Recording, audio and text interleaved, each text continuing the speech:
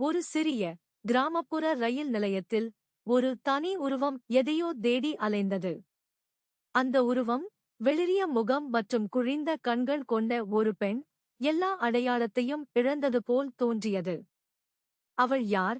அவள் எங்கிருந்து வந்தாள்? அவளுடைய நோக்கம் என்ன என்று அவளுக்கு நினைவில் இல்லை. எதையாவது கண்டுபிடிக்க வேண்டும் என்பது மட்டுமே அவளுக்குத் தெரியும், ஆனால் அது என்னவென்று அவளுக்குத் தெரியவில்லை. காலி நிலையத்தின் வழியாக அவள் நடந்து செல்லும்போது அவள் காலடிச் சத்தம் சுவர்களில் எதிரொலித்தது, அவளை இன்னும் தனிமையாக உணரச் செய்தது.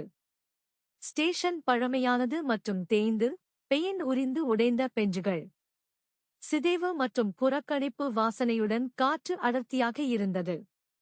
அந்த பெண் ஸ்டேஷன் வழியாக நடந்தாள். அவள் யார் என்பதை நினைவில் வைத்துக் கொள்ள உதவும் ஏதேனும் துப்பு தேடினாள்.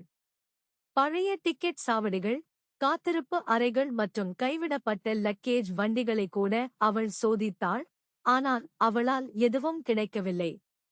சூரியன் மறையத் தொடங்கியபோது அந்த பெண் ஒரு உடைந்த பெஞ்சில் உட்கார்ந்து நம்பிக்கையிழந்து இழந்துவிட்டாள். அவளைச் சுற்றி இருள் சூழ்ந்திருக்க அந்த பெண் ரயில் வரும் சத்தத்தை கேட்டாள். அவள் எழுந்து நின்றாள். அது சில பதில்களைக் கொண்டு வரக்கூடும் என்று நம்பினாள். ஆனால் ரயில் நிலையத்திற்குள் சென்றபோது அது காலியாக இருப்பதை உணர்ந்தாள். அந்த பெண் தன் மீது விரக்தியின் உணர்வை உணர்ந்தாள். அவள் தேடுவதை அவள் எப்போதாவது கண்டுபிடிக்க முடியுமா என்று அவள் யோசிக்க ஆரம்பித்தாள். பின்னர் அவள் கைவிடப் போகிறாள். அவள் காதில் கிசுகிசுக்கும் குரல் கேட்டது, நீங்கள் ரயில்